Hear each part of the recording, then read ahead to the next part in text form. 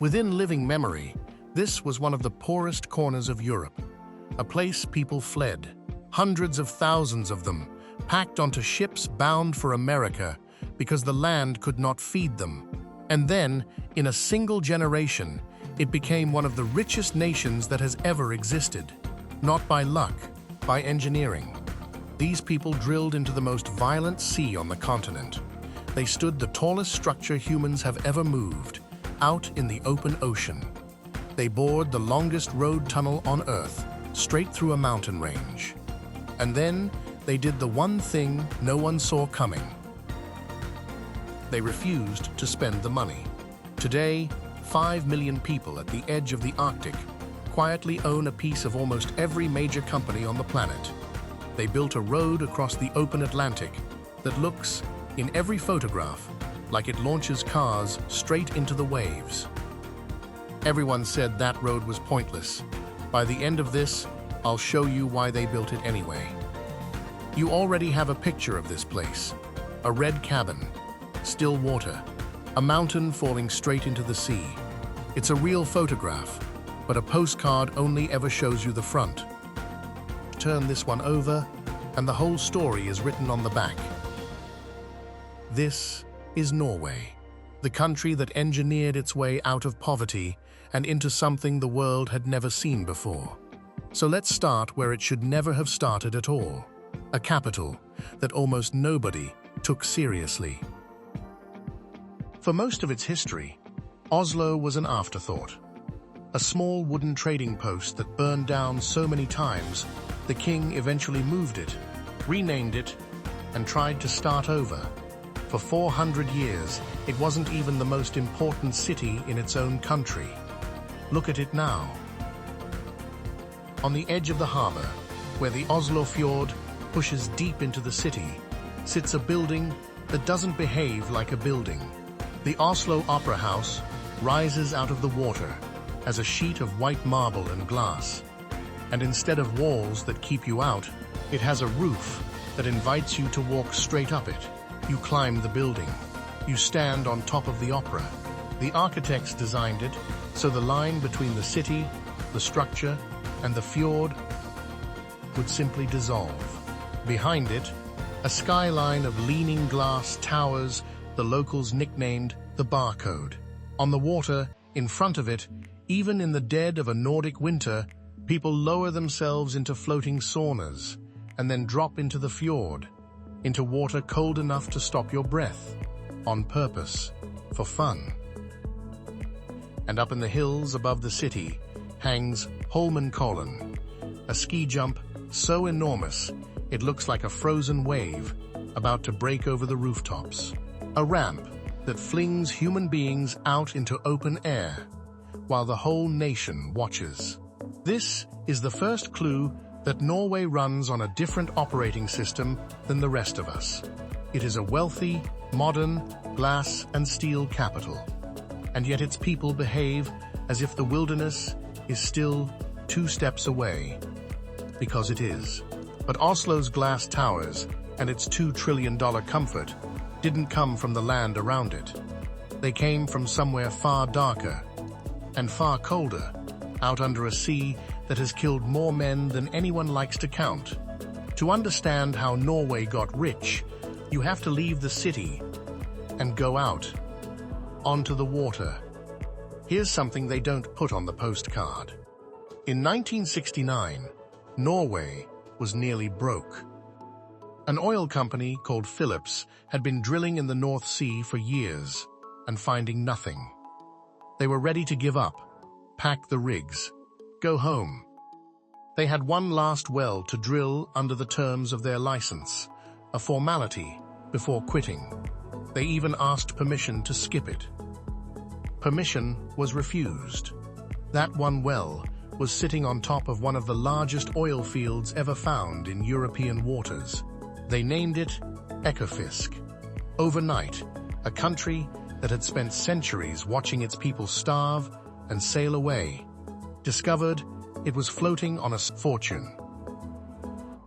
A sleepy harbor town called Stavanger became the oil capital of the nation, almost in a single season. but the sea would not give the rest up easily.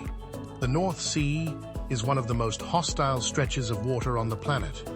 Waves the height of buildings, winds that never stop. So, Norway built for it. Out there, half submerged in that chaos, stands a structure called Troll A, a colossal concrete gas platform. They built a tower of concrete 470 meters tall, taller than the Eiffel Tower, taller even than the Empire State Building, floated it upright out into the North Sea, and sank its base onto the seabed, 300 meters beneath the surface. To this day, it is the tallest and heaviest thing human beings have ever moved across the face of the earth. And then came the decision that actually made Norway different. Most countries that strike oil spend it. They get rich, then poor again, and the money vanishes into a single, greedy generation. Norway looked at that pattern and refused to follow it. They took the oil money and poured it into one national fund, and then locked it so almost no one alive could touch it. That fund is now the largest of its kind on Earth, over $2 trillion. It owns, on average, around 1.5% of every publicly traded company in the world. 5 million people quietly hold a slice of almost everything. A country whose ancestors fled on famine ships now owns a piece of the companies in the country they fled to. Sit with that for a second. If that just rearranged how you see this place. Do me a favor and hit the like button. It genuinely helps the channel reach other curious people. Then stay with me, because the money is only half of it. What they did with the landscape itself is even harder to believe.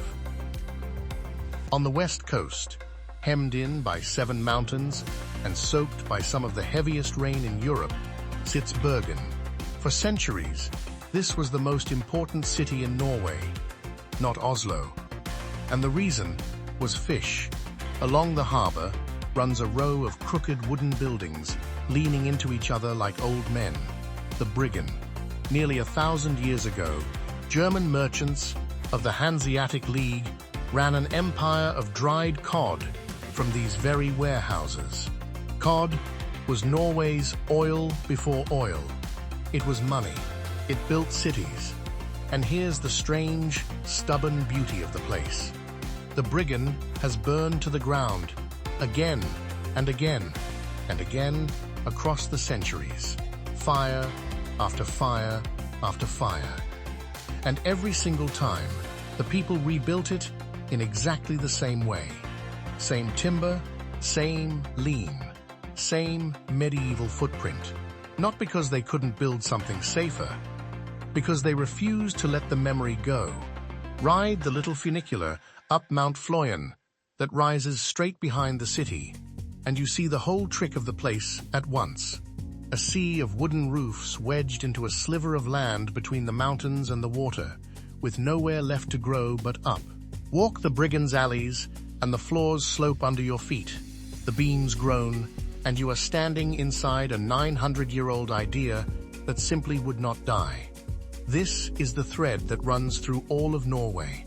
If you look for it, a people who will engineer the most modern country on Earth out in the water, and then turn around and rebuild a leaning wooden wharf by hand, fire after fire, for 1,000 years. They are not choosing between old and new. They never were. But Bergen is also a doorway. Step out of the harbor, point yourself inland, and the land does something that almost no other landscape on Earth can do. She opens up. To make a fjord, you need patience measured in ice ages. Glaciers, rivers of ice a mile thick, spent hundreds of thousands of years grinding their way to the sea, gouging valleys so deep that when the ice finally melted and the ocean rushed in, the water filled wounds in the earth over a kilometer deep. One of those ancient ice sheets still survives. Jostedalsbreen, the largest glacier on mainland Europe, a frozen relic of the force that carved all of this. The Sognefjord, the king of them all, reaches more than 200 kilometers inland and plunges over 1,300 meters down. Stand at the edge, and the cliffs don't just rise above you. They continue, invisibly, the same distance below the surface. You are standing on the lip of a drowned mountain range.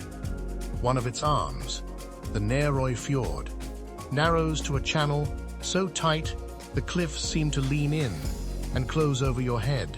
In the Geiranger Fjord, waterfalls pour off the cliffs in ribbons the locals named the Seven Sisters. Falling so far, the water turns to mist before it ever reaches the sea. And then, look closer at those cliffs. Halfway up, on ledges that seem impossible to reach, you'll find them. Tiny, abandoned farms, houses, barns, clinging to walls of bare rock hundreds of meters above the water. People lived up there, whole families. They farmed slivers of grass on the edge of nothing, hauled everything they owned up by rope and ladder, and, the stories say, tied their smallest children to the rock so the wind couldn't take them. Because down at sea level, there was no room. The mountains came straight out of the water, so they went up. They always went up. They still do, out onto Preikestolen, a flat shelf of stone jutting 600 meters above the fjord, with no railing and no edge, but the drop, and Trolltunga, a thin tongue of rock, hanging in the open air over a fall so deep it turns your stomach to look. That is the Norwegian answer to an impossible landscape, repeated for 1,000 years. When the world tells you there is no way through, you do not turn around. You build. And nowhere on Earth have people taken that idea further than what comes next. So here's the problem Norway woke up to once it was rich. A landscape this broken is almost impossible to live in. Mountains everywhere. Fjords, slicing the coast into thousands of islands and dead ends. For most of history, getting from one village to the next meant a boat, a ferry, and a prayer. A poorer country would have shrugged and let those communities slowly empty out. Norway did the opposite. It declared war on its own geography. Up the western mountains climbs Trollstigen, the Troll's Ladder, 11 hairpin bends stacked up a neat vertical wall of rock, a road that has no business existing on a slope that's steep. Deeper inland runs the Lærdal Tunnel, nearly 25 kilometers of road bored straight through solid stone, the longest road tunnel on the planet. It's so long that drivers lose their minds in the monotony, so the engineers carved vast caverns inside the mountain and lit them in eerie blue and gold. Artificial dawns, buried a kilometer underground, just to keep you awake. And right beside it stands its complete opposite. Bergen Church, a cathedral built entirely of wood more than 800 years ago, held together with wooden pegs and not a single iron nail. Its dark, dragon-headed gables still standing today. The same people who would one day bore a tunnel through a mountain in steel and concrete first learned to build for the centuries in timber. That is the whole country in two structures, a few kilometers apart. They didn't stop at going through mountains. They went under the sea. Beneath the fjord outside Stavanger, they drilled the Ryfylke Tunnel, nearly 300 meters below the waves, the deepest road tunnel on Earth, and the longest ever sunk beneath the ocean. They strung the Florm Railway down one of the steepest mountain grades any train in the world will climb, just to carry people from the high country to the water's edge. And the boldest of all has only just begun.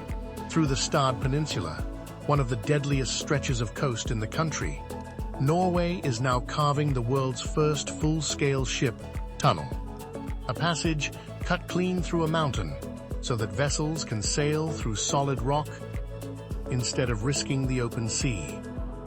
And now, the road I promised you at the very beginning. On the west coast, a ribbon of asphalt, called the Atlantic Ocean Road, leaps from island to island across open, exposed sea.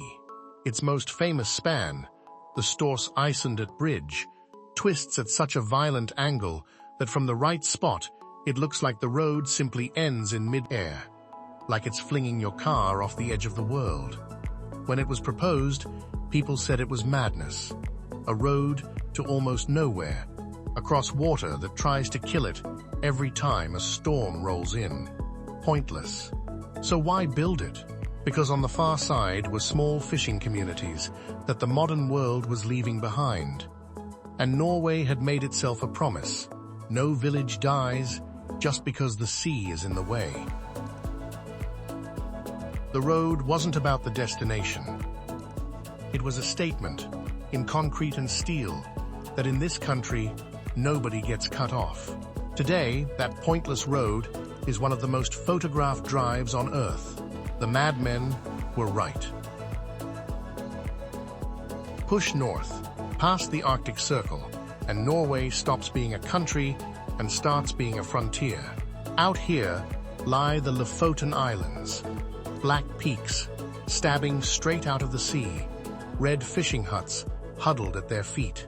This is where the cod come every winter, and where, for over 1,000 years, Norwegians have hung that fish on wooden racks to dry in the freezing wind. Before the oil, before the fund, before any of it, this dried cod was the wealth of the nation. Vikings carried it. Europe ate it. An empire of comfort, built on a fish hung out to dry at the top of the world. Further north still sits Tromsø, a small city under the mountains that calls itself the gateway to the Arctic. On a clear winter night, the whole sky above it catches fire in green and violet. The northern lights, rolling overhead like something alive. And here, the sun itself starts to break the rules. In summer, it never sets. Midnight glows like late afternoon, and people mow their lawns at 2 in the morning. In winter, it never rises. Just weeks of blue twilight. Follow the coast to its very end, and you reach Nordkapp, a black cliff long treated as the final edge of Europe, where the land simply stops and the Arctic Ocean begins. And then there's Svalbard, a cluster of frozen islands so far north it is one of the last inhabited places before the pole itself. There are so many polar bears here that you are legally warned never to leave the town unarmed. But buried inside a mountain on Svalbard is the strangest structure in all of Norway. A single steel door set into the side of a frozen peak, leading deep into the permafrost. It's called the Global Seed Vault, and behind that door lie the seeds of the world. Nearly every important crop humanity grows has a backup sealed in the ice here. Millions upon millions of seeds, frozen, waiting. It is a vault built for the end of the world, a promise that if everything else fails, war, famine, catastrophe, life can begin again. From a doorway in the Arctic, it is the most Norwegian thing imaginable. A nation that engineered its way out of disaster once, quietly building the insurance policy for the entire human race. They plan in centuries, and that is the real key to understanding them. Early on, I said this country runs on a different operating system. Here, at the end, is what I meant. Norway didn't just get rich. Plenty of places get rich. It made one stubborn decision about what to do with being rich, that no one, anywhere in this country, would be allowed to fall too far. What you feel here isn't excitement. It isn't even, really, what most people mean by happiness. It's something quieter, and frankly, more interesting. A deep, structural calm, the sense of a society that decided, together, that the floor would never drop out from under anyone. It shows up in small, strange ways. There's a word here, free Luftliv, open-air living. And it's not a hobby, it's almost a moral duty. Toddlers nap outdoors in the freezing cold. Offices empty out the moment the sun appears. By law, you are allowed to walk across almost any wild land in the country, pitch a tent, and sleep there, because nature is understood to belong to everyone. There's another idea, older and harder, that you should never think yourself better than the people around you. The billionaire and the bus driver dress the same, talk the same, stand in the same queue. Wealth here is supposed to be invisible. Put it all together, and you get a country that struck the largest fortune in modern European history, and used it not to build palaces, but to make absolutely certain that the kid in the Arctic fishing village gets the same shot as the kid in the Oslo glass tower. None of that is luck, and none of it is the oil either. Plenty of countries struck oil and have nothing like this to show for it. It was chosen, designed, decided, and it brings us all the way back to the postcard. Remember the postcard? The red cabin, the still water, the mountain meeting the sea. It was never wrong. You were only ever shown the front. Everything since was written on the back. Behind it is a country that buried its children's wealth in a vault so they couldn't waste it. That floated skyscrapers out across the open ocean. That bored through mountains, dove under fjords, and built a road to nowhere just to keep one village alive. That hangs the seeds of the world inside a frozen mountain in case we ever need to start again. Norway is not a postcard. It is one of the boldest engineering projects in human history. A deliberate, stubborn, 100-year argument that a hard land and a poor past do not have to be your destiny. You can build your way out. If that changed how you see this place, even a little, subscribe and come with us. We're doing this for every country the postcard only shows the front of. And if Norway got its hooks in you, there's another journey already waiting on the screen right now. Turn it over. I'll see you in the next one.